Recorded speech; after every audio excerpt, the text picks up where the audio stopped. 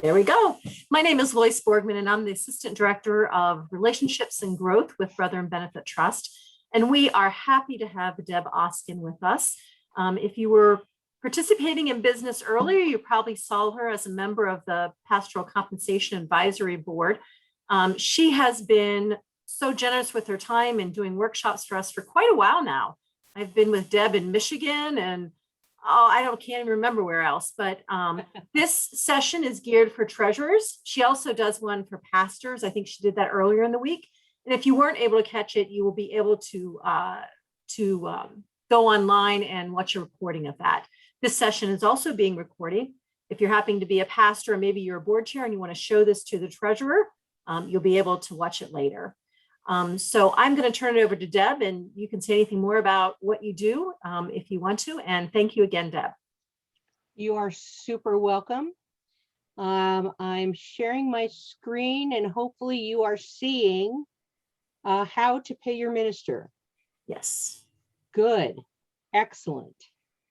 Okay, so there's a handout of all my slides, and it is at my website, oskintax.com/2021 AC. All right. Now, this is me looking up at you. I have 2 monitors and a third above, and I put all your pictures above. So I'm going to stop looking at you, and I'm going to look just at the chat. And then I'm going to look at my slides. I can't help looking up. So what I'm going to do is move you over here. This is me looking at you. I'm going to stop doing it. Okay. Here's our outline: independent contractors versus employees, clergy income, clergy taxes, and checking the W-2, how to double check to make sure it's right. Designated housing exclusion, health insurance, section 105 and QSARAs, if you ever wondered how you said that, business expenses and employer reimbursements, non-accountable and accountable plans, and publications. So that's the goal. You will have all of these slides if you download the handout off of my my business website, Oskin Tax. I'm a clergy tax professional. I'm an enrolled agent. But first about me, here we go. My husband was ordained in 1989 and became a pastor in Northern Ohio district. And that's when I learned about clergy taxes, when we lived in a parsonage and I had to do clergy taxes, and it took every penny we had. Yikes. So I started working for H&R Block, yada, yada, yada. Next year will be my 10th tax season on my own. And my client list is 75% clergy. So I know a lot about this stuff. I've been teaching and presenting on clergy taxes since 2004, and I've been an enrolled agent since 2007. And what that means is that all of my continuing education, unlike a CPA, is in tax. CPAs have to do other stuff like financial stuff, and they have to do public accounting, and they have to do all kinds of other things. But all of mine is about tax. I can represent anyone in the world who has to go before the IRS or is required to file a US tax return. CPAs and attorneys are limited by the state in which they've passed the bar. All right, so here's how to reach me. Consultations are free. This is part of my ministry. I only get paid when I do your tax returns, or if I make a deal with somebody to pay me for something. So my cell phone, this is my website right here, oskintax.com. My email address, that's my work email address. Cell phone, that's my only phone. I have a secure fax line. It's HIPAA compliant and it's Gramm-Leach-Bliley compliant, which means it has bank encryption on it. I'm considered a financial institution. And here's my snail mail address, Columbus, Ohio, the heartland of Ohio. So what's the difference between independent contractors and common law employees anyway? So employers are required to treat independent contractors and common law employees differently. Employers are not required to withhold or pay any taxes on their payments to independent contractors, but they are required to withhold and pay income, Social Security, Medicare, and unemployment taxes on wages paid to an employee. So you can see why an employer would really want to know whether their worker was an independent contractor or an employee. And a lot of employers would really hope, they want to hope that their worker was an independent contractor, right? So much less work.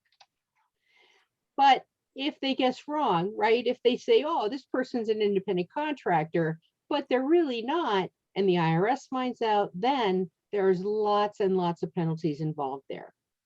So the IRS depends on evidence of control and independence in the relationship between the employer and the worker.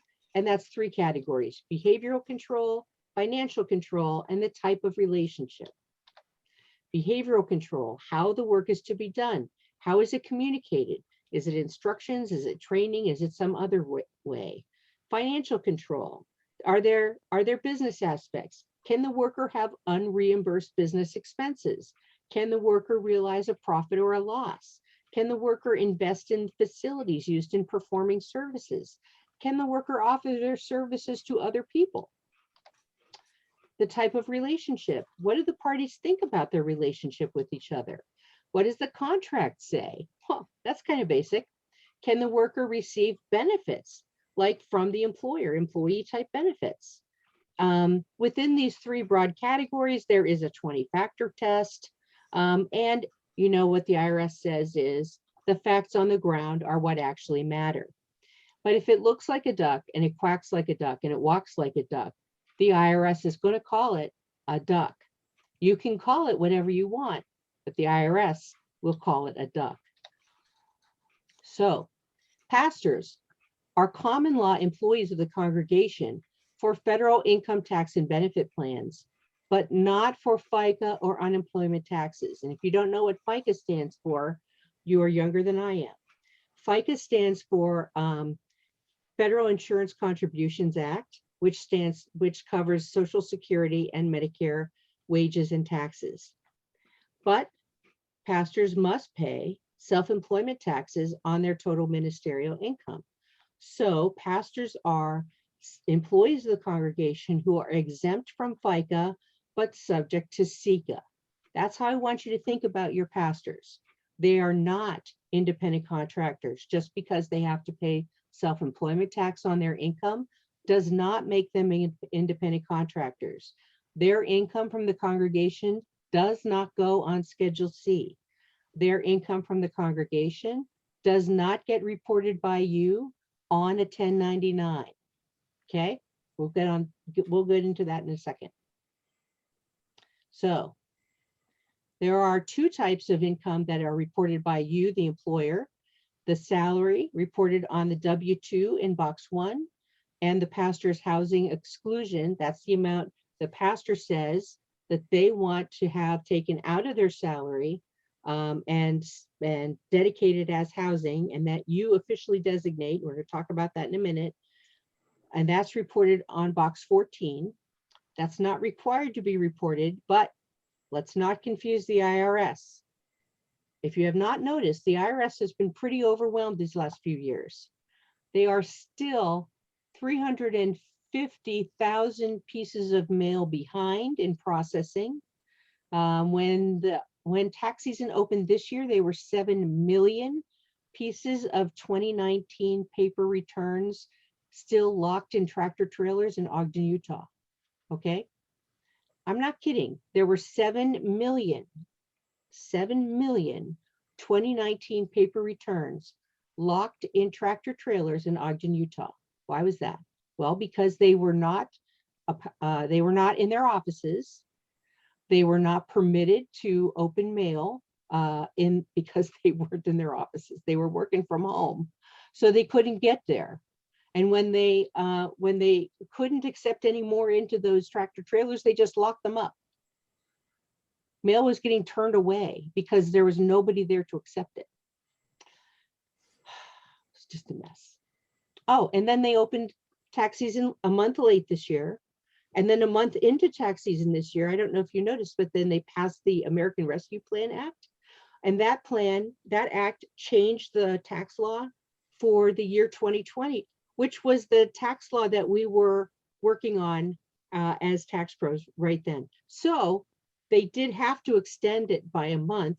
Well, partly because they started a month late, and also partly because they were changing the laws while we were doing their taxes. So kind of a mess. And you know that they've been having their staff cut for quite some time, at least a decade. So yeah, kind of, let's not confuse the IRS. That's why I want it in box 14.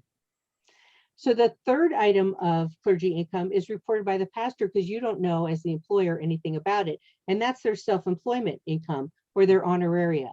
When they do a wedding or a funeral and someone puts 20 bucks, we're brethren, 20 bucks, 50 bucks in their pocket. You know, if we were Episcopalians, they'd be making more like $200 or $500 for a wedding or a funeral, but we're brethren, they don't make that much. I do have some clients who are Episcopalians and Presbyterians. They do make some good money doing weddings and funerals, but not us brethren. So this kind of income is subject to these clergy tax rules. So the salaries and fees for ministry services, offerings that they get for marriages and baptisms and funerals, masses if we were doing masses. If you were to give them extra money to help them pay their self-employment tax bill, that's called a gross up. That would be taxable. If they give them a parsonage to live in, the fair rental value of that parsonage, that's taxable. If you don't give them a parsonage and you give them money in lieu of parsonage, which the Pastoral Compensation and Benefits Advisory Committee is going to be calling a parsonage adjustment, in lieu of parsonage, a parsonage adjustment, that's taxable. Okay. Now, the question of gifts and salary always comes up. If you, when I used to work for H&R Block, when I was teaching this clergy stuff, I almost always had these Baptist young ladies who would always say to me, we don't pay our pastor. We just give him a love offering. And I just can't quite do it right when I'm sitting down, but it always involved some wiggling. And it was always a love offering.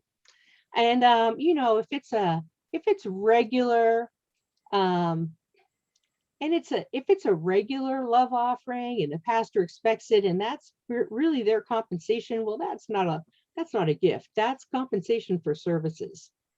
And the courts agree. While the pastor continues to serve, pastors agree that gifts or special offerings are compensation for services. Anniversary gifts, Christmas gifts, Easter gifts, that's compensation. In the Church of the Brethren, the congregation is the employer, right, of the pastor. Members of the congregation are the employers of the pastor. So when members of the congregation give a gift to the pastor, that's compensation. Now, when the pastor's departing because of retirement or leaving to go to another church, and there's no expectation of services in the future, well, then that's usually a gift. But if it's a gift from an individual, that gets a lot trickier. So on one extreme, if you know that some person has given you a gift of money and you know that that person believes that you are undercompensated as a pastor, then that's compensation for services. That's a member of the congregation, right? But on the other extreme, if that member of the congregation happens to be your mother-in-law and it's your birthday, well, that's probably a gift for your birthday. In the middle, that could get tricky. I would say it's compensation for services, just to be safe. Now, the very first time I did the clergy seminar for the Office of Ministry, Mary Jo Fleury-Story was the director of the Office of Ministry, and we were up in Grand Rapids in that place where there's all those rooms like that have like a couple steps up. And I was in like the hardest room to find. I was in the very last night, just like this. And I was the very last insight session in the annual conference booklet. And then they called an extra business session. And so I'm up there all by myself. And finally somebody wanders in and he's telling me this story that he's a free minister with no compensation from the congregation. So I said, well, if you have expenses being a free minister, then those expenses are cash charitable contributions that go on your Schedule A itemized deductions. Well, then he starts telling me he's living in the church parsonage. Well, now he's not getting no compensation. Now the church parsonage is that now the fair rental value of that parsonage is his compensation, and the church treasurer should be issuing him a letter with the fair rental value of the parsonage on it, because when you have 0 in box 1 of the W-2, you actually don't have to issue a W-2. And he should be paying self-employment tax on the fair rental value of that parsonage. I did tell him that. I don't know if he ever went back to his congregation and told them that. Let's see. So the following income is not subject to clergy tax rules. Offerings made to the congregation by others. Well, that's good news. Contributions the congregation makes to their 403B plan set up by the pastor. So that means that the congregation's 11% that they put in the pastor's pension is not subject, the pastor does not pay tax on that. That's good. Also, the amount that the pastor puts into the pastor's own pension, that 4% or more, does not get taxed. That's a great way for the pastor to reduce their own taxes. Pastors don't pay into Social Security and Medicare, just like I said before. Pastors also are not subject to payroll or unemployment taxes, but they pay federal income taxes and they pay self-employment taxes. And that self-employment tax is a very big bill.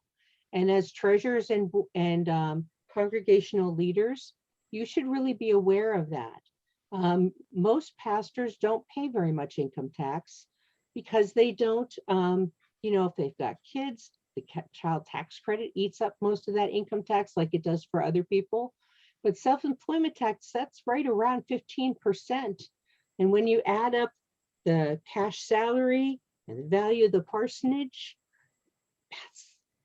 then multiply that by 15%, that's quite a bill. I mean, I remember that first year, 1990, I'm paying our taxes and it was about $3,000. And I'm pretty sure that our cash salary was less than $6,000. A tax bill of $3,000 on a cash salary of $6,000. That was all the money we had. And I sat there and I cried because I felt like I'd failed my family.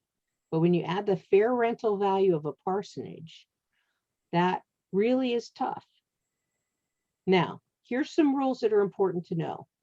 For you, the employer, the congregation, you are not permitted. It is prohibited by law. You may not withhold Social Security or Medicare taxes for your pastor. I know it seems like it would be great if you could just treat them like a regular employee and save them from that self-employment tax, but that's not the way the law is written. You can't do it. But you can withhold federal income taxes for your pastor if the pastor requests you to do it. And if you're set up to do that already, if you might have other employees that you withhold income taxes for, that would be a great benefit.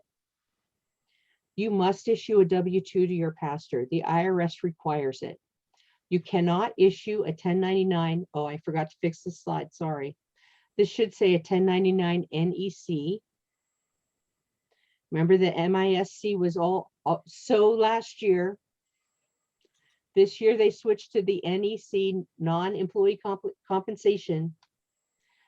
If you have a supply preacher, that's who would get a 1099 NEC. But that's not an employee, right? Your employee pastor has to get a W-2. Not seeing any questions yet. Now for the clergy have to remember, your pastors have to remember that all their income that's all ministry related is subject to self-employment tax. And all their ministry income is subject to income tax too, unless they exclude it by proper use of a housing allowance or housing exclusion. So here's what it looks like. This red area is where clergy employees are different than regular employees. I'm not going to say normal employees because none of us know a normal pastor. Okay, so here's the type of tax: income tax, self-employment tax, and FICA tax. And you notice that there's all no's in the FICA tax column. And then here's the kind of income: self-employment or honoraria, employee salary, and housing exclusion or the fair rental value of a parsonage. So let's start with the self-employment stuff. Subject to income tax, yes, that's true for regular employees, regular people too. I have my tax business, that's all self-employment income. I pay income tax, I pay self-employment tax. I don't pay FICA tax. That is all normal. See all those white squares. Same as me as a tax professional. Employee salary, my husband is employed by a hospital corporation as a chaplain educator. His employee salary is subject to income tax. But remember, he's a chaplain educator. He's also an ordained minister in the Church of the Brethren. His employee salary is subject to self-employment tax. Does he have a housing exclusion? Yes, he does. Is it subject to income tax? Well, I have maybe here, because if he doesn't spend all of it on housing, then the part that isn't spent on housing does have to be paid. He does have to pay income tax on that. That's a little tricky part we'll get to in a minute. Does the housing exclusion subject to self-employment tax? Yes, it is. You can't get out of self-employment tax. Does the IRS take FICA from self-employment tax? Well, and what self-employment tax actually is both halves of FICA. FICA is where the employer pays half of Social Security and Medicare and withholds half of Social Security and Medicare from the employee, right? They each pay half. Self-employment is the self-employed person gets to pay both halves by themselves. So it's the same amount, but the self-employed person pays both halves. Ed says, does the 1099 income paid for pulpit supply need to exceed 600 before it's issued? You are correct. It does need to exceed 600 before it's issued. And Connie, that's the exact same answer. Minimum before 1099 is required for pulpit supply preacher. You don't have to issue it until it's $600 or more. Excellent questions. All right, so I included slides here on how to do gross up. I'm going to skip them. Oh, I didn't include the slides. I'm just going to tell you about it. You can look it up if you need to know. IRS Publication 15A Chapter 4 gives the formula. So if you need to know how to do the gross up, it's basically, say you want to give your pastor 7.65%, which would be the employer's half, right, of FICA. You want to give it to them because you're already paying it for these other employees.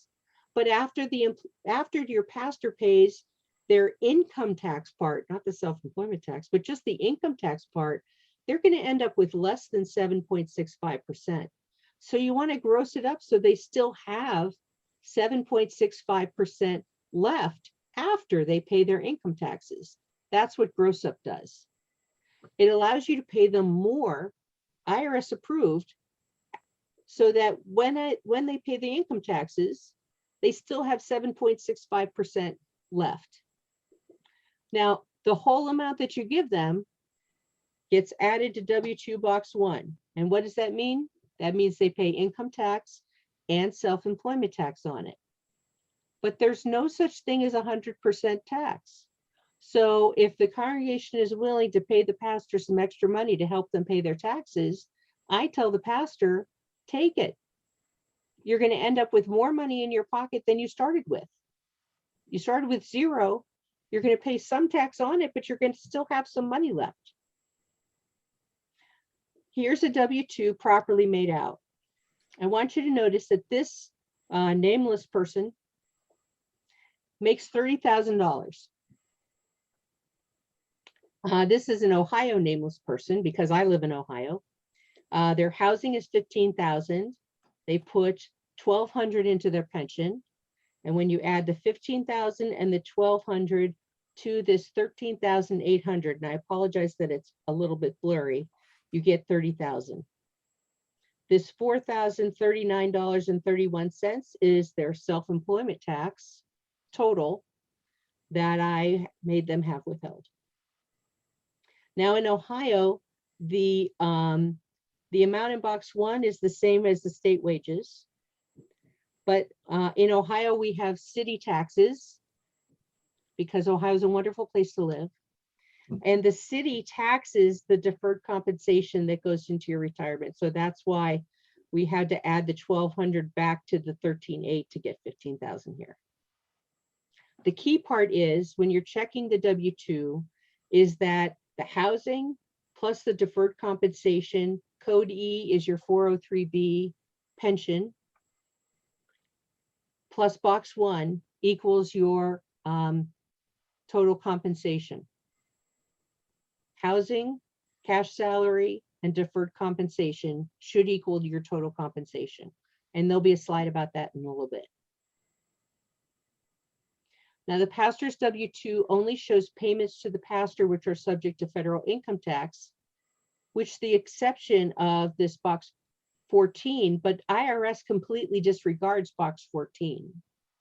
All right, it doesn't get added to anything. Does that make sense? Box 12 gets added to stuff, and I can see that this E really should have been a line higher, but it doesn't really matter. Just like for, you know, supposed to use the first line first. Box 14 is informational. It's not mathematical. Box 12 is mathematical. The W-2 prepared by the congregation shows the pastor's non-housing exclusion compensation and notes the amount of the officially designated housing exclusion in box 14. Congregations are required to issue W-2s. This is true even if there is no federal income tax withholding. Another benefit of using a W-2 over the 1099 is that you can put a housing exclusion number in box 14. A 1099 has no place to state what the housing was. Now, you're not required to state the housing, but remember, please don't confuse the IRS. If you're not going to put the housing on the W-2, I, as a tax pro, would really appreciate a letter from you saying how much the housing was. But if the pastor has 0 in box 1, no W-2 is required. In this case, the congregation should issue a letter on their letterhead detailing the compensation paid to the pastor. For example, Pastor so-and-so received this much compensation. It was all designated as housing exclusion on this date. Finally, since pastors are exempt from FICA and unemployment tax withholding, no payroll returns need to be filed for them unless income tax is being withheld. The fact that you're filing a W-2 does not mean that you're also filing 941s.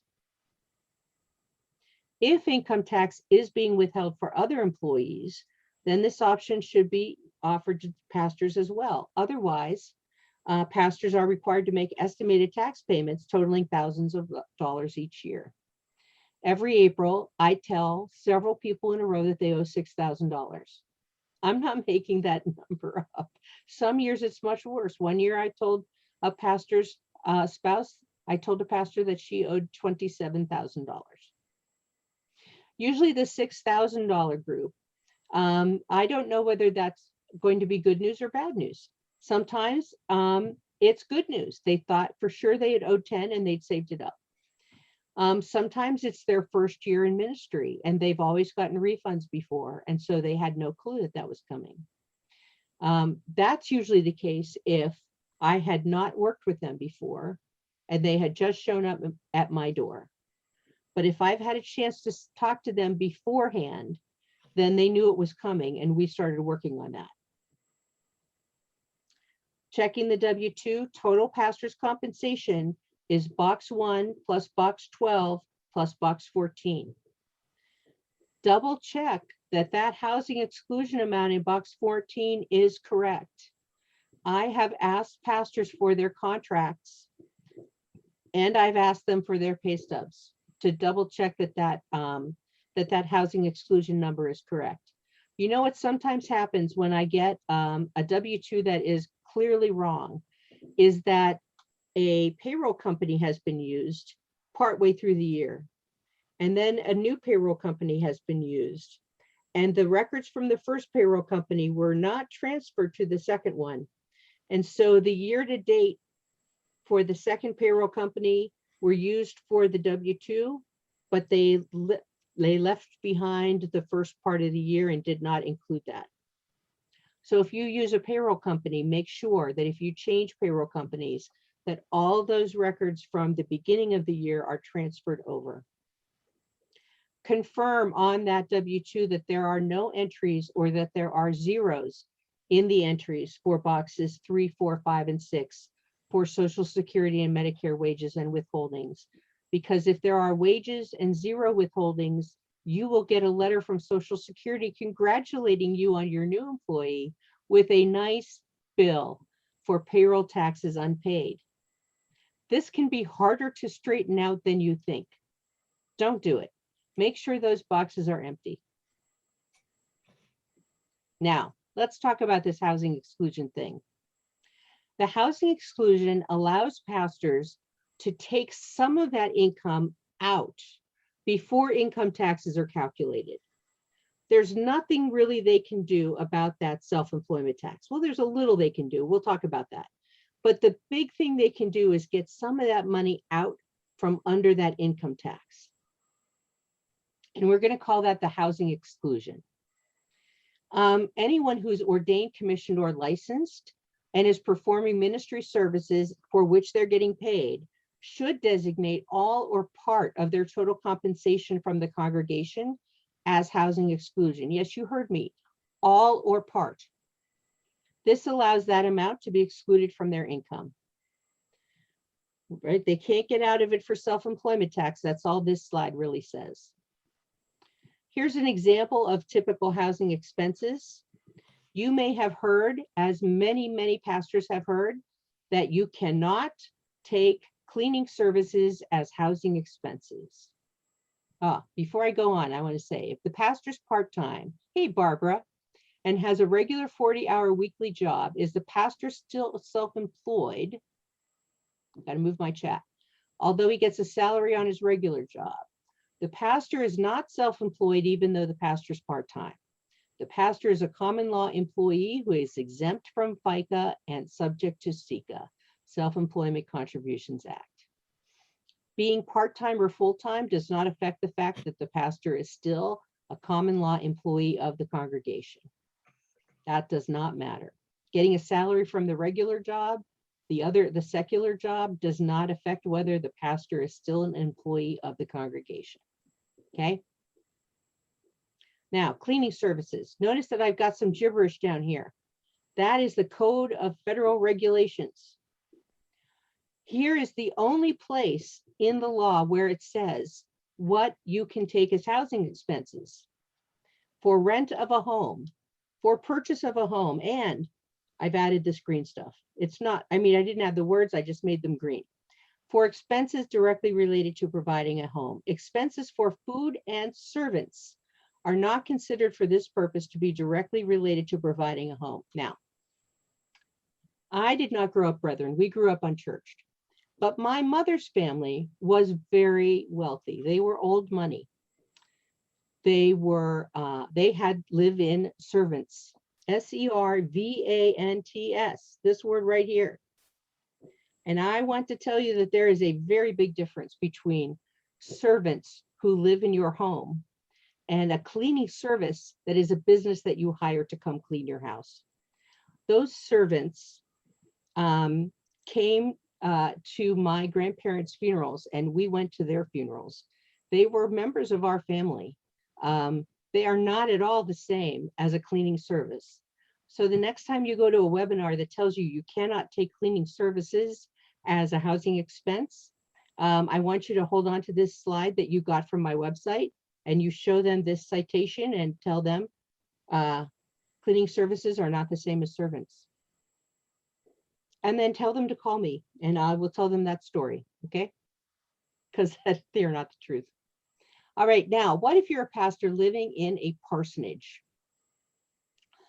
Well, parsonages are the value of the parsonage. Remember I told you that that we lived in a parsonage that first year, and our tax bill was $3,000 and we were paid $6,000 in cash. Because the fair rental value of the parsonage was high enough, it's excluded from income. We didn't pay income tax on that parsonage, but we paid self-employment tax on that parsonage. It was a very beautiful parsonage in a lot of places, not every place, but a lot of the places it was a very beautiful parsonage. The fair rental value needs to be reasonable.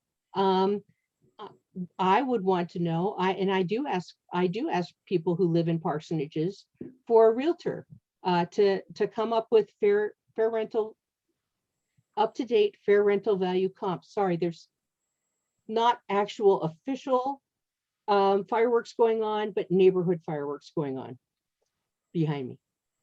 And if you live in a parsonage, the parsonage is just the building, right? But you still need stuff that goes inside that building. You still need to be bringing in furniture and decorations and rugs and cleaning supplies and linens and all kinds of stuff that you will find in the handout on my website. So you need an additional housing exclusion to cover the stuff that goes inside the parsonage. If you're living in a parsonage and you don't have an additional housing exclusion, you need one right now. If you have a pastor in your parsonage who does not have an additional housing exclusion, tomorrow after church, you need to speak to that pastor and make sure you help that pastor designate one.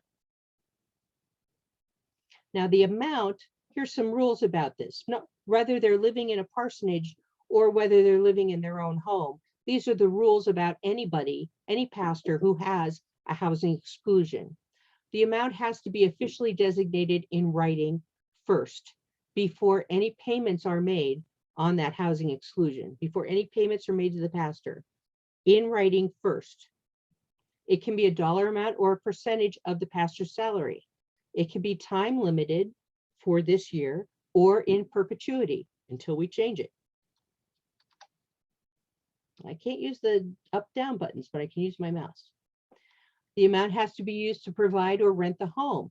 The Internal Revenue Code says to provide a dwelling for the minister. I've got some snowbirds.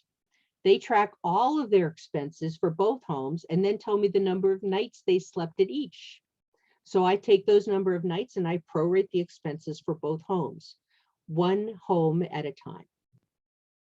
The amount cannot be more than reasonable pay for clergy services.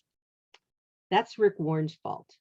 None of our brethren pastors are getting more than reasonable pay, but it can be 100% of the pastor's compensation, especially given that at least 77% of the pastors in the Church of the Brethren denomination are not receiving full-time or fully compensated pay.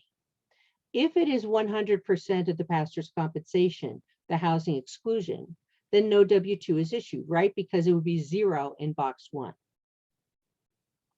Now, how do you calculate it? This is the pastor's job. The amount officially designated, the amount actually spent, the fair rental value of the home, which is not the same as an empty building. It's the building plus all the stuff inside, which can't really be calculated. Now, if you have someone who's a supply preacher and wants to have a housing exclusion, the congregation to whom that supply preacher owes has their membership and owes their accountability, and that might be your congregation, you could say 100% of all income received from ministerial services is designated as housing exclusion until further notice. And thus that minister from your congregation could go out and do some supply preaching without having to try to get every church that he or she is preaching in to try to get that done before they show up for their $50. Now, moving a pastor. You remember the Tax Cuts and Jobs Act of 2017 that changed all those forms, made them weird looking? Well, I'm a tax pro. I think the forms are all weird looking now. Now, when you move a pastor and you pay a moving company to move them, the cost of moving the pastor goes in box 1 as income to the pastor. I recommend that when you're negotiating and before you move the pastor, that the cost of the move should be designated as a special housing allowance. I've never seen it done yet, but that the cost, we should think about using that as the cost of moving the pastor's stuff, not the people, but the stuff. Designate that as a special housing exclusion. That moves the expenses from box 1 to box 14.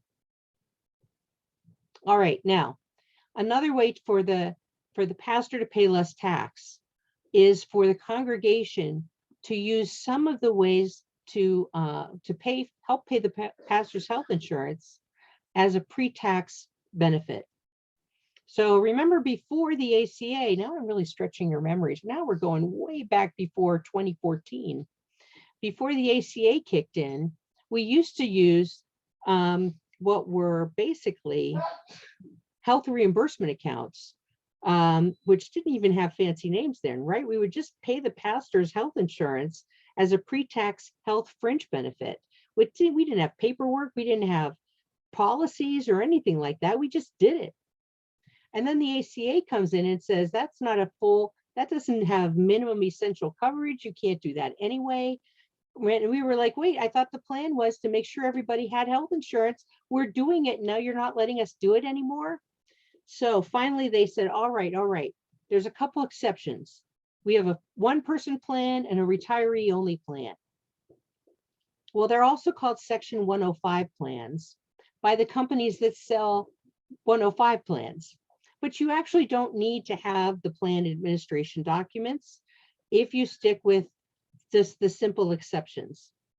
And so here's the exception. If the congregation has only one employee, well, of course, the lawyer language is fewer than 2 employees in the plan, or if the congregation has only retirees in the plan. So for a 1-employee plan, if the congregation has, well, fewer than 2 employees who work more than 25 hours per week on average, then you can reimburse that employee's health insurance under a medical reimbursement plan pre-tax. You don't need a plan administration document. You don't need any like expensive company to run this plan. You just reimburse the health insurance pre-tax. It does not show up on the W-2. It's not income to the pastor. Okay, super simple. The trick is 1 employee working 25 hours a week or more on average. That's rigid. Okay. You can also be reimbursing retired employees' health insurance under a medical reimbursement plan. And as far as I know, there's no limit to how many retirees you can have in this plan, but you can't have both. You can't have a bunch of retirees and a working person. So you got to pick. Now, if you are stuck and you can't use these exceptions, then you could set up a QSERA. And so those are pretty cool. You can, a QSERA allows you to set up a plan where you can, the congregation puts money into a qualified small employer health reimbursement arrangement. And the only problem is really it's dollar limited, where the 1-employee plan is not dollar limited, but it's not terrible. For 2021, $5,300 per year for an HRA covering just the employee, $10,700 when it covers the employee and the family. But the employees can't contribute to it. The employer has to provide payment or reimbursement, but look what it covers: medical expenses, copays, premiums, Medicare supplemental, Medicare Parts A, B, C, D. It's a reimbursable, so the employees have to show you proof and then you pay it in. And it requires specific plan documents, and so you need a benefits advisor to do this for you. You can't do this by yourself. You need to get a plan advisor to do this. Now let's talk about employer reimbursements. Business expenses. I like this slide because this reminds us that the IRS does not think the way we do, right? So an ordinary expense is one that's common and accepted in the trade or business. That makes sense. We're so far so good. A necessary expense is one that is helpful and appropriate for the business. It's a little off. An expense doesn't have to be required to be considered necessary. Okay, so the IRS does not think quite the way we do. But here's some typical clergy expenses. Notice that books are in bold. Clergy buy books, pastors buy books. Have you ever seen when you move a pastor, how many boxes of books they move? Do you know what the biggest weight thing is when you move a pastor? Books, books, books, books, books, books. Yes, books.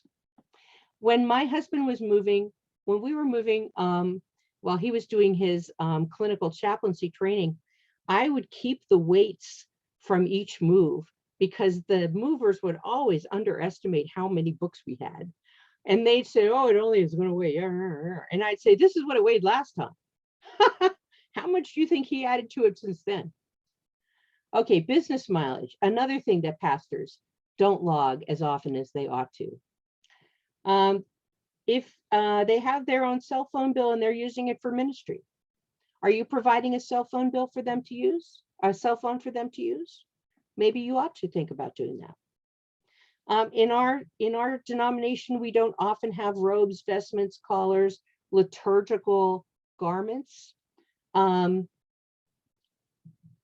So we need to think about those kind of clergy, the kind of expenses that we might have, but we should think about how we're going to reimburse our employees for the expenses that they do have that are directly related to the work that they're doing for us.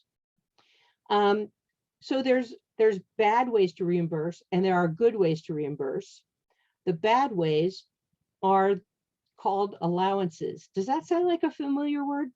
Allowances. Churches use that word a lot and it makes me nervous because it means something different for the IRS than it does for churches.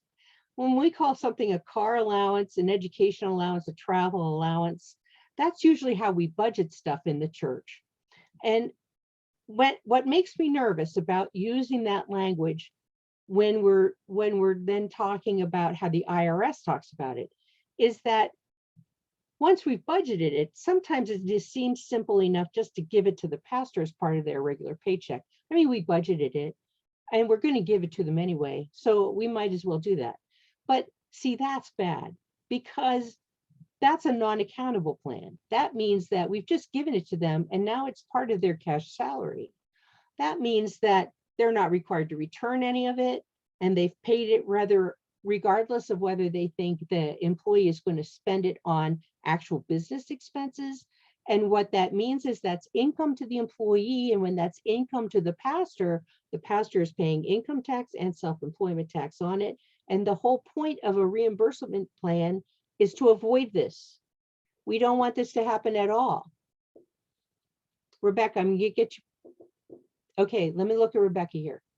I work as a church secretary and work 13 hours a week. I get a W-2, did a usual tax form. For 2 years, the software program included the church employee form.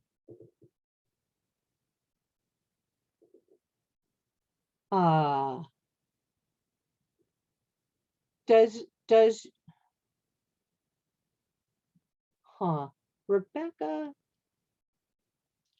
there's a special rule about some church employees whose churches have opted out of Social Security. And I'm wondering if you ticked a box accidentally about that and you're paying the self-employment in full because of that. We'd have to look at your W-2 form. And then when you're a licensed pastor and do pulpit supply, that would be a separate Schedule C, but shouldn't be part of the W-2. Yeah, I think that you accidentally ticked something on that, but I'd have to look at your W-2 to be double sure. Make an appointment on my website so I can look at that just as a consult, okay? All right, so non-accountable plans. See the big X? Bad. Their wages. We don't want that. Accountable plans look good. These are good. Expenses must be business related. They have to be adequately accounted to the employer. Basically, they have to give you a receipt and then you reimburse them. It's pretty simple. If you give them an advance, they have to give you the balance back within, I think this is too long, 120 days. Frankly, I think it's too long. You can make your own determination of how long you're going to give them. Payments from an accountable plan, as long as they remain an accountable plan, are not income, which means they're not wages. They're not subject to withholding and payment of income, Social Security, Medicare, unemployment taxes, and they're not taxable income to the employees. But if at the end of the year, there's more money left in the budget in any of those expense categories, and the congregation decides to just give it to the pastor because they budgeted it and it was an allowance, then the whole plan for the whole year becomes non-accountable and every reimbursement becomes taxable to every employee who received it. Don't do it. Does what I just said make sense? You get receipts, you pay back the receipts. If you had an allowance for so much money, you didn't use it up, excellent. If they turned in more receipts than you had an allowance for, you either stop paying and they have extra expenses that they can put on their tax return, or you decide whether you're permitted to move money from another part of the budget with church approval, right? So much is allowed in our budget for expenses. I pay for them, turn in my receipts, and am paid for what I spend. Yes.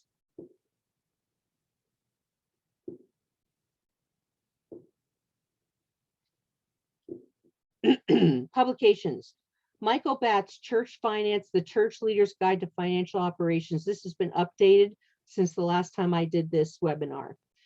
I really recommend this book. It's like $70, but it has checklists. It has sample policies. It has all kinds of totally cool stuff in it. I've heard Michael Batts talks many, many times.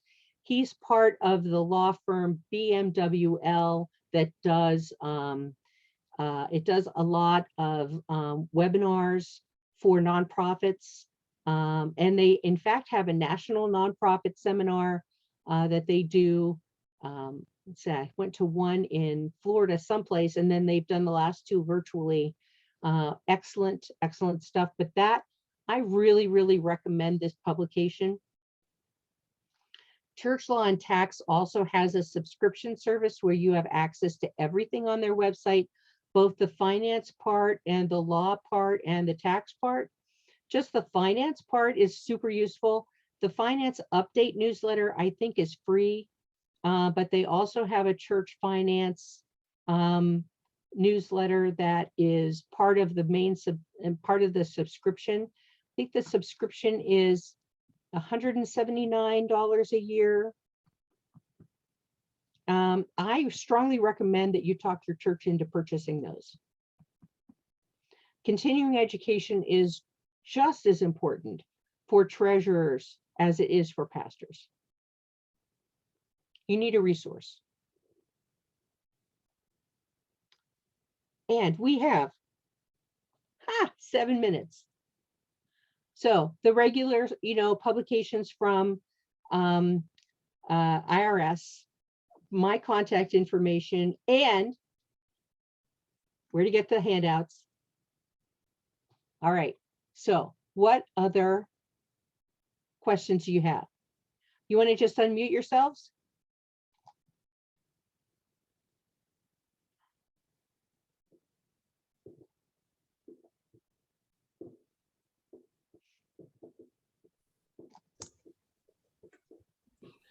I have a question, Deb. Yeah, Brent, I'm ready.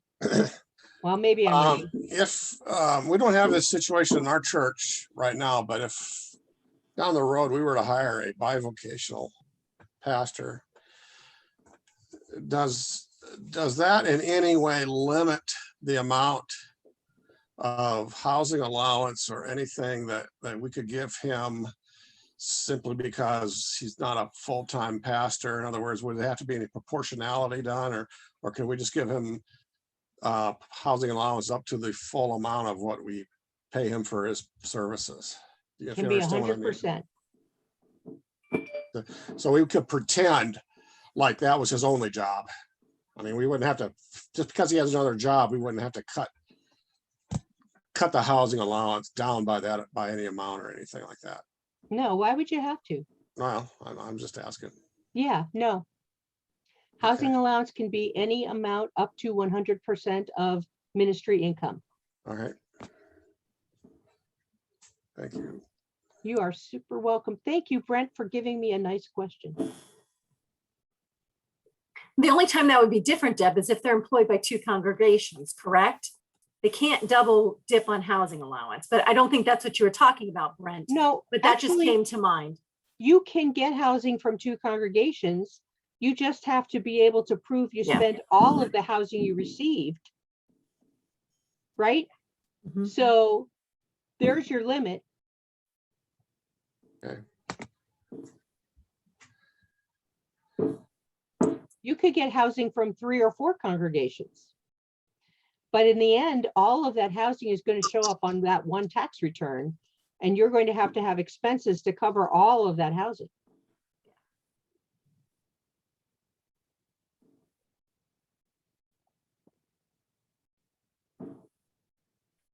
Any more questions for Deb?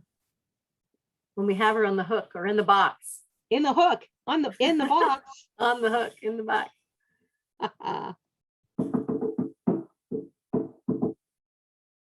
What didn't I talk about that you wish I had?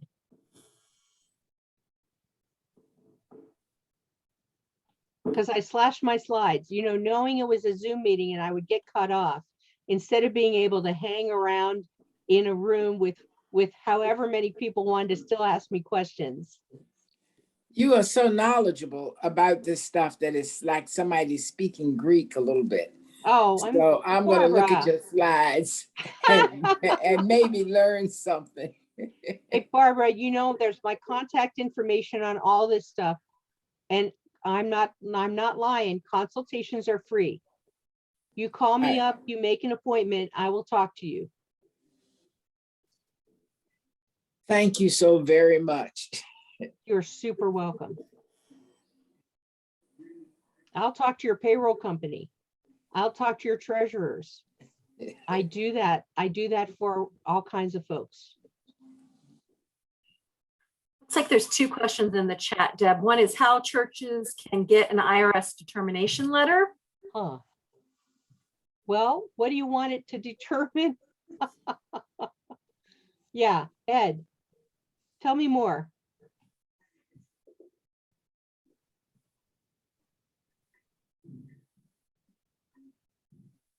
Oh, I was just want to say that sometimes church an IRS determination letter is helpful to prove that you're at 501c3 in the eyes of the IRS. Oh, no, you don't need to do that. Churches are automatically a 501c3. Yeah, You Deb, don't need to do that. Deb, this is Ray. Yeah, hey, Ray. And we had to go through some hoops similar to that because someone was giving a donation through a charitable fund and they wanted to make sure that we were a nonprofit. And all I've had to do was just say, prove that we're a member of the denomination, use the church directory. And then I received a long time ago a determination letter from the treasurer at Elgin and sent those documents in, and they're happy. Yeah, because we're covered under the Church of the Brethren group 501c3. Right. So you just need to get a copy of Elgin's determination letter, copy that you're a congregation in the directory, and you're good to go. Ann says, I file separate from my husband and only count half of housing. Is that correct? Ann, you would, so I don't know. Tell me more, Ann. What's the situation? Where is Ann? Here I am. I'm here. There you are. I only count half of the household expense because we kind of pay half of all the expenses. So since I'm not doing all of them, I only count half. That is correct. Is that right? Well, I don't know. Does he have any housing? He doesn't count anything. He doesn't file. So he just covers half of the expense. So I only, Well, count so my husband has a housing allowance and we have a joint account and we pay all the bills. And I count all of the expenses. I'm not sure why you're only counting half of your expenses against your housing. because I filed separately. Oh, well, I still don't see why that would matter, Mhm. because it's not like he's claiming any. Right. So would it be legal for me to count all of it? Do you live in a community property state? Virginia. No, you don't. Mhm. So yeah, I would do it. Okay, That means you should increase your housing, your housing exclusion. yes, Yes. right.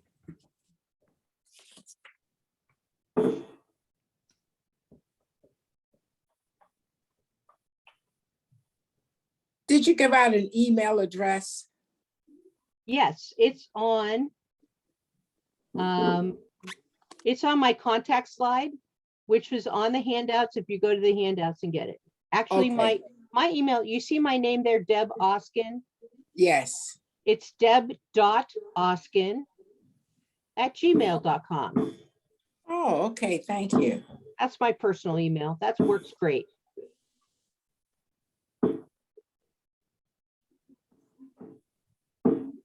We're past our time. Are there any other questions? I don't want to end it early if there's still questions for Deb.